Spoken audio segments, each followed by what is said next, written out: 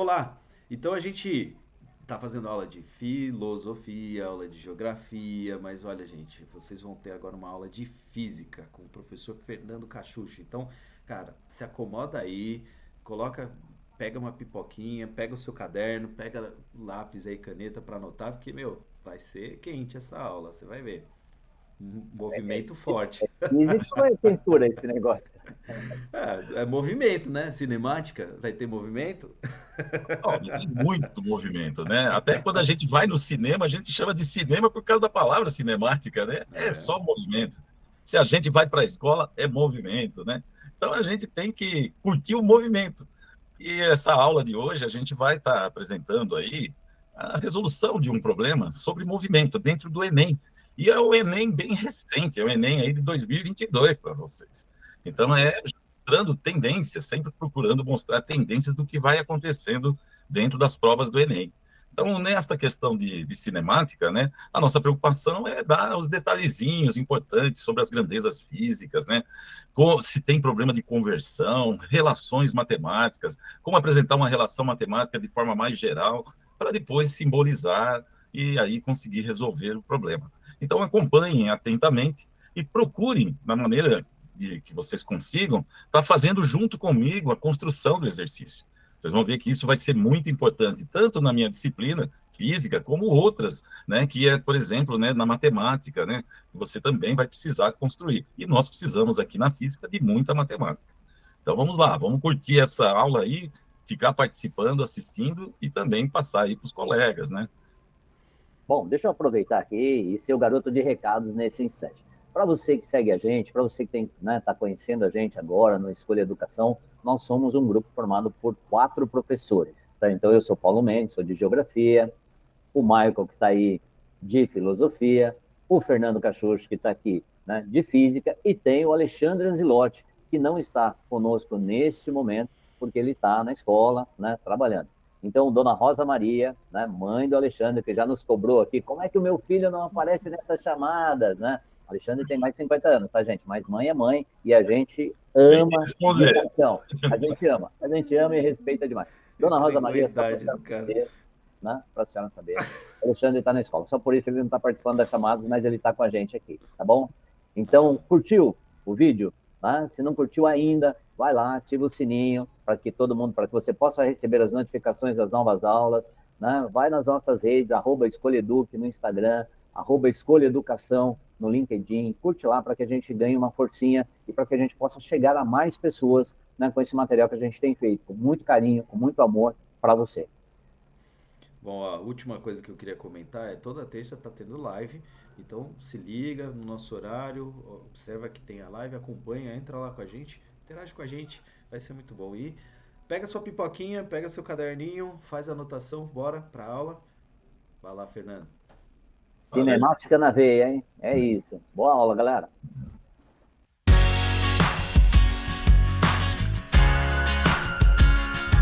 Vai ser uma aula sobre cinemática, né? Vai envolver conceitos de ondulatória, bem simples, mas a grande questão está sempre na atenção com relação à interpretação, né, do próprio texto, a leitura do texto. São coisas básicas, né? A interpretação, depois verificar, por exemplo, unidades, para ir aos poucos criando uma estratégia de cálculo, né? Então, vocês vão percebendo que durante as nossas aulas, né, essa vai ser a primeira aula de física, eu sempre vou estar chamando atenção com relação a essa questão de interpretação, né, de fazer os cálculos corretamente, fazer as conversões, para que as coisas, obviamente, vão fluindo naturalmente para chegar à resposta. Então, nossa primeira aula é resolução de questões do Enem, na parte de ciências da natureza e suas tecnologias, né, a área de física, e eu peguei a mais recente, que é de 2022. Então, vamos começar fazendo a leitura juntos, né, e depois eu vou pontuando, fazendo algumas observações que são importantes, principalmente com relação, às vezes, à hipótese que o próprio exercício está colocando, né. São considerações que aquele que escreveu o exercício, obviamente, coloca de alguma forma para poder a gente ter um tratamento matemático, né, para o problema. E o exercício de hoje tem muita matemática, então procure estar, eu vou estar tentando colocar numa rapidez assim tranquila para vocês, né, numa velocidade boa, para não Se vocês conseguirem acompanhar, beleza. Se não, depois, obviamente, vai fazendo a repetição do vídeo e aí vocês vão ter bastante tempo para estar aprendendo, né, o que foi discutido durante a resolução do exercício. Então, vamos lá. Então, Enem aí 2022, né, eu coloquei desta forma, não é assim que foi apresentada a questão, né, mas é para facilitar principalmente a visualização do gráfico, que são duas figuras aí que estão à direita, né, e elas estavam inseridas no meio do texto. Daqui a pouco vocês vão ver que isso eu volto a fazer como está lá no texto das questões, e isso facilita também para vocês estarem acompanhando integralmente o texto a partir do próximo slide. Então, sinal sonoro, né? Então, ele já está falando de ondas aqui. Oriundo da queda de um grande bloco de gelo, né? Se vocês olharem ali a figurinha que se apresenta do lado direito, né? Ele está falando justamente aqui, o grande bloco de gelo, é detectado por 2 dispositivos situados em um barco, né? Que está aqui, essa embarcação, um pouquinho distante. Ele já está fazendo a marcação da distância até o bloco de gelo, né? Na distância L, ele não está comentando essa distância L, e a gente já na leitura inicial do exercício já fica com aquela manha, né? Aquela malícia de que realmente o L deve ser um questionamento aí, né? Então, ele deve perguntar o que deve ser o L. Então, ele fala, né, que esse gelo, quando cai, né, provocado pela queda, né, vai ser detectado por 2 sensores, né? O sensor A, né, sendo que o sensor A está na água, então ele está submerso, o nível da água está aqui, né? E o sensor B está na proa do navio, como vocês estão vendo aqui, tá? Aí ele completa essa primeira parte, né, falando o seguinte, ó, sabe-se que a velocidade do som na água é de 1.500 metros por segundo e no ar de 340 metros por segundo. Você vê que só de olhando ali os valores dá uma proporção aí de que a velocidade na água é 5 vezes aproximadamente, 5 vezes a velocidade do som no ar, né? Ou seja, né, o tempo com que se propaga a onda sonora dentro da água, né, vai ser menor do que o tempo que ela se propaga no ar. Então, isso é uma das questões importantes sendo envolvidas conceitualmente aqui, o tempo, né? Bom, além disso, né, apresenta mais 2 gráficos. Vamos ver o que ele fala. Ó. Os gráficos indicam em tempo real, né, o sinal sonoro detectado pelos 2 dispositivos. Tanto que nos gráficos você observa que aparece o A e o B aqui, né? Então, lembrando que o A está submerso, né, e o B, né, está na proa do navio. Então, o sinal sonoro detectado pelos 2 dispositivos, quais foram ligados simultaneamente, um instante anterior à queda do bloco de gelo. Tá? Então, foram ligados antes do gelo cair ali e provocar o ruído, né? Provocar o som. Ao comparar pontos correspondentes desse sinal em cada dispositivo, é possível obter informações sobre a onda sonora. Bem, o que ele quer dizer com essa frase? Notem que, se você olhar a figura do sinal nos 2 gráficos, é a mesma, né? São a mesma figura, elas só estão deslocadas no tempo. Então, pegar 2 pontos correspondentes, eu poderia pegar, por exemplo, este aqui, ó. Este ponto, ele está associado com este ponto aqui. Então, se eu pegar 2 pontos correspondentes, eu posso tirar informação, obviamente, do que está acontecendo nesse fenômeno, né? Então, essa que é a ideia fundamental, pegar 2 pontos correspondentes. É claro que a gente vai fazer isso um pouco mais à frente, mas também deve ser percebido que esse gráfico tem uma escala de tempo aqui embaixo, né? E a gente, né, se nós precisarmos dos tempos aqui, a gente vai buscar aqueles pontos que facilitam a leitura do tempo, tá? Esse que eu destaquei aqui é um ponto que está perto do 220 segundos, né? E aqui ele está perto do 200 segundos, ou seja, você tem um problema de marcação do tempo, aqui o número inteiro. Então, a gente pode escolher outros pontos, e mais à frente eu vou mostrar que pontos que eu vou escolher para poder obter informação que permita resolver o problema. Aí a parte final do exercício, né, justamente ele fala da distância, como a gente já maliciosamente percebeu, né, que ele colocou o L na figura, eu falei, deve pedir o L, né? E aí a distância L, né, ele quer saber essa distância. A distância L em metros entre o barco e a geleira é mais próxima de... Aí aparecem os valores, ó, tá em metro, 339 mil metros, 78.900, 14.400, 5.240 e 100 metros, né? Então, mais à frente, quando nós estivermos chegando perto do resultado, aí sim nós vamos voltar a questionar um pouquinho, né, as alternativas, né? Então, vamos ver essas observações que eu coloquei. Bom, então eu fiz as observações iniciais, né? Essas observações que eu coloquei, fui elencando aqui. Então, primeiro, né? Esse conteúdo que está sendo abordado está dentro de cinemática e ondulatória, né? As grandezas físicas envolvidas dentro desse problema, né, são grandezas físicas da cinemática, velocidade, tempo e distância. A velocidade está sendo dada, né, lembra ali os valores, né, que a gente acabou de falar, né? O tempo também está sendo dado, só que lá no gráfico, e é pedida a distância, né? Na parte de ondulatório, uma questão bem importante, aí, conceitual, é que a velocidade de propagação de uma onda dentro de um meio que seja homogêneo, né, onde as propriedades físicas são as mesmas, né, em todos os seus pontos, por exemplo, aí a gente considera o ar e a água meios homogêneos, a velocidade de propagação dentro desses meios é sempre constante. Portanto, você pode aplicar aqui a teoria aí da cinemática, né, que é o movimento uniforme, né, movimento retilíneo uniforme. E a relação básica, né, que eu gosto de apresentar entre as grandezas físicas, quando ela é muito simples, não precisa colocar inicialmente em termos de uma equação simbólica, você pode colocar ela assim, né, que a velocidade é igual distância dividido pelo tempo. Aqui vale a pena mencionar o seguinte, né, nós sabemos que a distância entre o barco e o bloco de gelo, né, é a mesma. Então, isso aqui é fixa, né? E você vê que se o tempo aumenta, a tendência é de que a velocidade seja pequena, né? Então, o tempo maior significa velocidade menor. Se o tempo é menor, a velocidade vai ser maior. Se o tempo é maior, a velocidade é menor. Então, são quantidades inversamente proporcionais, o tempo e a velocidade. Isso é importante porque esse tipo de comportamento se apresenta para outras situações, né, dentro da física. E quando nós chegarmos, eu vou sempre botar, em termodinâmica, apresenta-se muito isso, né, essa questão do inversamente proporcional dentro de transformações gasosas, né. Aqui é velocidade e tempo, como a distância é a mesma, então são duas grandezas físicas inversamente proporcionais. A conversão de unidades não é necessária porque a velocidade no enunciado é metro por segundo, no gráfico o tempo está em segundo, e nas alternativas, né, a distância está em metro. Então, não há necessidade de haver conversão, e notem que isso é um dos itens super importantes dentro de resolução de exercícios da física, né? Lembrar sempre que as unidades têm que ser compatíveis, senão vai dar distorção no resultado e, obviamente, levando a erro no final, né? Então, aqui está tudo compatível. Vamos lá. Agora, um outro item interessante que eu coloquei aqui é a análise estratégia de resolução, né?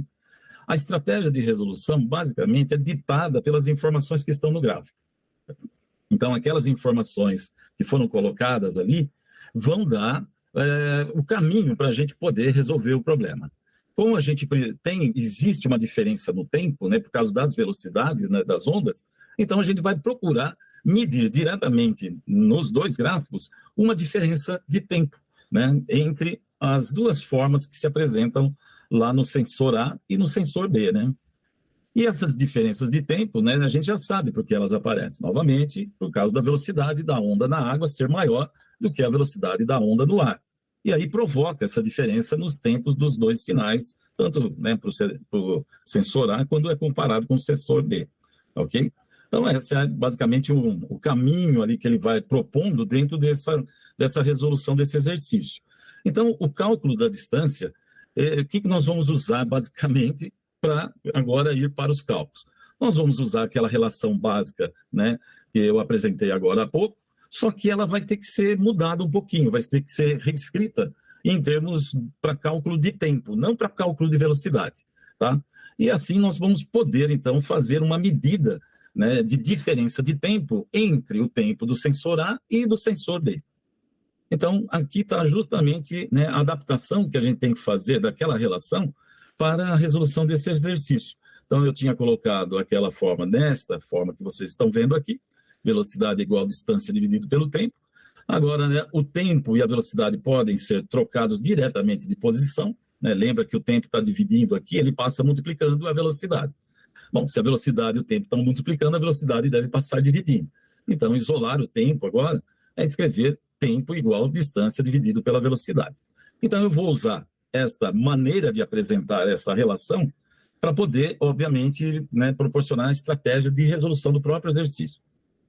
Acompanhe aqui, então, o uso desta última relação para nós solucionarmos o problema. Então, agora, a construção da solução. Nós vamos usar a relação desta forma, certo? Então, para o sensor A, eu preciso simbolizar minimamente para dar um tratamento matemático agora, porque aqui é mais ou menos uma mistura de conceito com definição. Eu estou colocando os conceitos envolvidos, agora eu vou simbolizá-los para facilitar o manuseio da equação e também usar números, né? Fazer a parte aritmética aqui, né? Ou, no caso, como vai aparecer uma incógnita, a parte de álgebra, né? Então, no sensor A, nós temos que o tempo, né, que eu vou medir no sensor A, eu vou representar por T com o subíndice aqui, né? A. Então, T minúsculo A. Então, isso daqui a pouco nós vamos medir lá no sensor A. Agora, a velocidade de propagação da onda, né, para o sensor A é a onda que vem pela água. Eu vou simbolizar aqui como velocidade relativa ao sensor A, que é a velocidade da onda, né, na água. E essa velocidade, nós já sabemos, numericamente é 1.540 metros por segundo. A distância, obviamente, é a distância que o som, né, percorre do bloco de gelo até a embarcação, né, até o barco. Essa distância, justamente, que ele está pedindo é o L. Então, se vocês olharem, né, eu estou colocando aqui o conceito, e aqui do outro lado eu estou colocando justamente os símbolos, que eu vou substituir nessa relação aqui de cima, né? Fazendo isso, fica desta forma. Ó, o tempo do sensor A distância que é L, dividido pela velocidade. E eu posso colocar agora este número que aqui vocês estão vendo, né? Que é o 1.540, que é justamente a velocidade, né? Que eu estou substituindo aqui a velocidade. O sensor B, mesma coisa. O tempo no sensor B, né, esse conceito está relacionado com esse símbolo agora, né? TB, a velocidade de propagação da onda no ar, vou chamar de VB, né? Neste caso, nós temos aí o valor de 340 metros por segundo, e a distância percorrida, a mesma distância L, né, que está também envolvida ali na relaçãozinha do sensor A. Então, está aqui a distância L e a velocidade B. Substituindo naquela primeira relação dos conceitos, nós temos aí o tempo, né, TB é igual L, né, dividido pelo VB, né, pelo VB agora. Então, troca a velocidade, portanto, L dividido por 340. Então, no próximo slide, né, eu vou precisar dessa relação e desta aqui para construir a relação final para cálculo da distância entre o bloco de gelo e a embarcação, né? Então, vamos ver como é que fica agora isso. Agora que nós vamos partir para os cálculos, né, vai chegar um momento que vira quase que matemático o problema nosso, né? Embora tenhamos aí que estar trabalhando dentro da física, mas a gente já sabe, né? Então, como é que nós vamos fazer isso? Observe que TA e TB, a informação vem vindo do gráfico. Então, nós vamos tirar a informação do gráfico para o sensor A e para o sensor B. Então, acompanha como é que eu vou fazer isso aqui, ó. Então, está aqui o gráfico do sensor B, eu coloquei primeiro ele, e depois do sensor A. Então, vamos destacar dois pontos aqui em que fique fácil fazer a medida dos tempos, tá? Então, vou pegar primeiro neste daqui, que é o tempo no A, que é o de baixo. Você vê que a linha vermelha está cortando justamente o 220. Então, já tem a marcação direta do 220. E se vocês observaram, né, deixa eu só voltar, é este ponto aqui que eu vou marcar e associar com o mesmo ponto na figura que está no sensor A. Então, o ponto correspondente é este aqui, tá? Desculpa aí que aparece na telinha essa coisa, é por causa que eu estou usando uma canetinha aqui, e aí às vezes ela interage com a tela e aparece esse menu. Então, como eu falei, né, usando esses dois pontos, fica fácil de você fazer a medida do tempo. Então, no sensor A, a medida do tempo vai ser 220 segundos, e no sensor B, 232 segundos. Esses são os tempos. Aí você pode até se perguntar, nossa, a forma, né, do sinal é bem irregular. Né? Será que se eu pegasse outros dois pontos, a diferença, né, de pontos correspondentes é a mesma? Sim, é a mesma, né? Você pode pegar quaisquer dois pontos que sejam correspondentes, a diferença sempre vai ser a mesma. Né? A figura é a mesma, portanto, a diferença do tempo é a mesma. Ela só está deslocada no tempo, né? Então, aí o cálculo da diferença, né, entre os dois tempos. Então, eu vou pegar lá o tempo do sensor B menos o tempo do sensor A e usar os valores que estão graficamente apresentados. Então, para o sensor B, né, que é o tempo maior, por isso que eu coloquei TB menos TA, para não dar valor negativo, né? nós vamos usar o 232. E para o sensor A, nós vamos usar aqui o 220 segundos, né? Portanto, essa diferença aqui, basicamente, está dando a informação, né, do fato de que as ondas estão viajando em meios diferentes e cruzando a mesma distância. E essa diferença de tempo permite a gente calcular a distância que elas estão cruzando, que é basicamente a distância entre a embarcação e o bloco de gelo.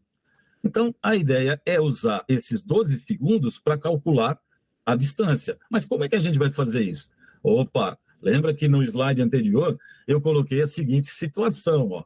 O tempo de A e tempo de B é dado desta forma aqui. É a distância dividido pela velocidade da onda. Então, está fixado quem é o tempo A, é justamente L dividido por 1.540, e aqui é B, né, que é L dividido por 340. Então, o que nós vamos fazer? No lugar de TB e TA, nós vamos substituir essas relações e igualar a 12 segundos. É isso que nós vamos fazer. Então, agora, em detalhes, né? O cálculo da distância. Eu tenho TB menos TA. No lugar do TB, nós vamos colocar L sobre 340, que é o que nós temos aqui. E no lugar de TA, L sobre 1.500. Ok? Agora, observe que, né, eu igualei tudo isso a 12, que é justamente a diferença entre os dois tempos. Ao fazer isso, a gente obtém um resultado bem interessante, que olhando agora na igualdade que nós temos aqui, esta igualdade, do lado esquerdo dela, só tem o L, e do lado direito, o 12. Então, eu só preciso determinar o valor do L. Me permitam só fazer aqui, apagar essas indicações, para não ficar poluído aqui, só para a gente começar já a pensar no cálculo matemático envolvido. Então, observem que, neste caso, né, você tem duas frações em que o denominador, né, no caso é o L, mas o denominador, né, o denominador é diferente, o numerador é igual. Então, aqui nós temos que aplicar aquela questão do MMC, né, MMC.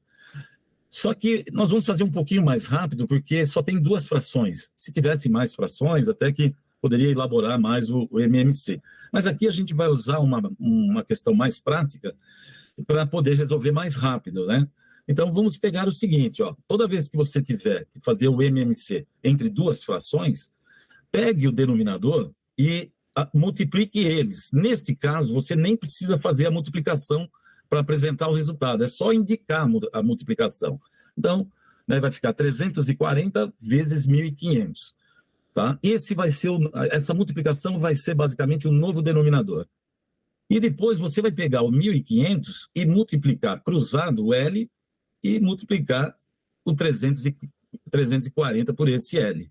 Observem, né, que isso você sempre pode fazer, porque é um método, vamos dizer assim, meio que para fazer mais rápido o MMC. Então, observe como é que fica aquilo que eu mencionei. Você vai pegar, então, só repetindo, né, para entendimento, pegar os dois denominadores, multiplicar, tá? Multiplica os dois denominadores. Aí você multiplica cruzado, o 1.500, né, vezes L, aparece aqui o 1.500 vezes L, e o 340 vezes L, tá? Agora, eu já destaquei em vermelho o numerador, né, que ali está bem fácil também fazer a subtração. 1.540L menos 340L, o resultado 1.200L, dividido pelo aquele produto das velocidades, né, igual a 12 segundos. Então, agora nós chegamos basicamente na relação numérica, né, para isolar o L, de fato, né, para poder determinar o seu valor. Então, o que nós devemos fazer aqui? Bom, a princípio vai depender da habilidade de cada um, mas a ideia sempre, simplificar. Isso permite diminuir o grau de dificuldade das operações, né, em termos de os números, notem, aí aparece 1.200, 1.500, então a questão é tentar simplificar. Assim, alguns já poderiam estar iniciando o cálculo de simplificação a partir daqui, porque você percebe, por exemplo, que existe do lado esquerdo 1.200 e do lado direito 12, né? Já poderia começar a simplificação aqui. Só que eu adotei uma maneira um pouquinho diferente, mas cada um, a partir desse ponto, usa a habilidade que tem de cálculo para poder resolver. Eu vou fazer o seguinte, ó. Eu vou isolar o L e aí sim eu vou começar as simplificações. Então, aquele produto das velocidades que aparecem aqui, note que as velocidades estão dividindo, né, o L.